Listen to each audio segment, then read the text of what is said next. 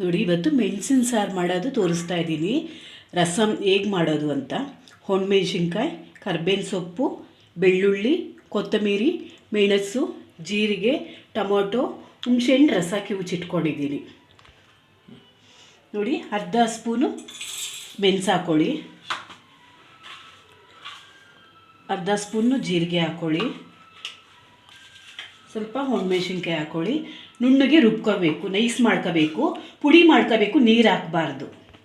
ನೋಡಿ, ನೈಸು ಪುಡಿ ಮಾಡ್ಕೊಂಡಿದ್ದೀನಿ. ಅದರಲ್ಲೇ ಸ್ವಲ್ಪ ಬೆಳ್ಳುಳ್ಳಿ ಹಾಕ್ಕೊಳ್ಳಿ.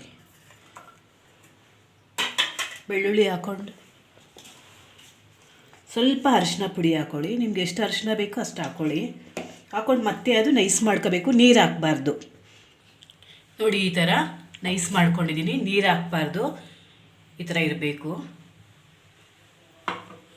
ಅದಾಗಿದ ಮೇಲೆ ನೋಡಿ, ಇನ್ನೊಂದು ಜಾರಿಗೆ ಒಂದು ಟೊಮೊಟೊ ತೊಗೊಂಡಿದ್ದೀನಿ, ಮತ್ತು ಕೊತ್ತಂಬರಿ ಸೊಪ್ಪು ಸ್ವಲ್ಪ, ಅದನ್ನು ಅರ್ಧಂಬರ್ಧ ನೈಸ್ ಮಾಡ್ಕೋಬೇಕು. ನೋಡಿ, ಇಷ್ಟು ಮಾಡಿಕೊಂಡ್ರೆ ಸಾಕು ನೈಸು.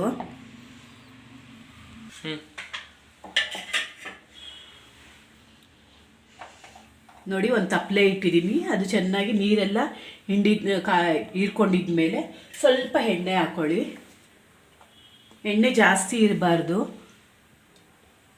ಸ್ವಲ್ಪ ಎಣ್ಣೆ.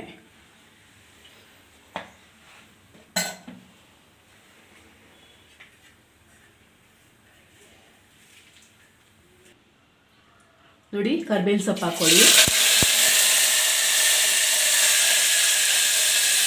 ಕರ್ಬೇವಿನ ಸೊಪ್ಪು ಹಾಕ್ಕೊಂಡು ಈ ಪುಡಿ ಮಾಡ್ಕೊಂಡಿರೋದು ಹಾಕಿ.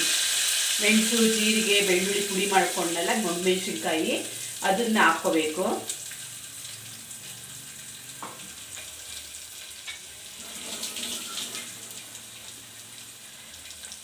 ಅದನ್ನು ಹಾಕ್ಕೊಂಡು ಸ್ವಲ್ಪ ಎಣ್ಣೆಲಿ ಹಂಗೆ ಮಿಕ್ಸ್ ಮಾಡಿ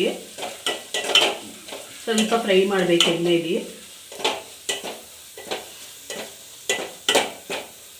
ನೋಡಿ, ಸ್ಮೆಲ್ ಬರ್ತೈತೆ. ಅದಾಗಿದ ಮೇಲೆ ಟೊಮೊಟೊ ಹಾಕ್ಕೊಳ್ಳಿ.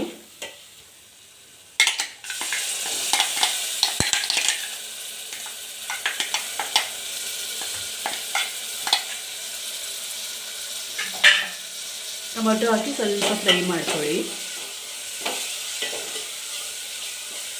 ಈ ಮೆಣಸಿನ ಸಾರು ಹೇಗಿರುತ್ತೆ ಅಂದರೆ ತುಂಬ ರುಚಿಯಾಗಿರುತ್ತೆ. ಇದಾಗಿದ ಮೇಲೆ ಹುಣಸೆಹಣ್ಣು ರಸ ಹಾಕ್ಕೊಳ್ಳಿ. ನಿಮ್ಗೆ ಎಷ್ಟು ಹುಳಿ ಬೇಕು ಅಷ್ಟು ಹಾಕ್ಕೊಳ್ಳಿ.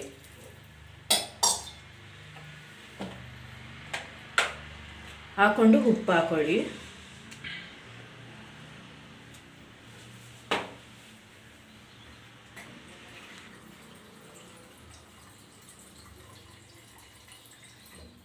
ಅದೇ ಮಿಕ್ಸಿ ಜಾರಲ್ಲಿ ಸ್ವಲ್ಪ ತೊಳೆದು ಹಾಗೆ ನೀರು ಹಾಕ್ಕೊಳ್ಳಿ. ನಿಮ್ಗೆ ಎಷ್ಟು ನೀರು ಬೇಕೋ ಅಷ್ಟು ನೀರು ಹಾಕ್ಕೊಳ್ಳಿ. ನೋಡಿ, ಹಿಂಗೊಂದು ಕುದಿ ಬಂದ ತಕ್ಷಣ ಗ್ಯಾಸ್ ಆಫ್ ಮಾಡಿ. ನೋಡಿ, ರಸಮ್ ರೆಡಿ. ನೋಡಿ, ರಸಮ್ ರೆಡಿಯಾಗಿದೆ. ಇದು ಮನೇಲಿ ನೀವು ಮಾಡಿ ನೋಡಿ. ಟೇಸ್ಟ್ ಆಗಿದೆ. ನನ್ನ ಚಾನಲ್ಗೆ ಲೈಕ್ ಕೊಡಿ.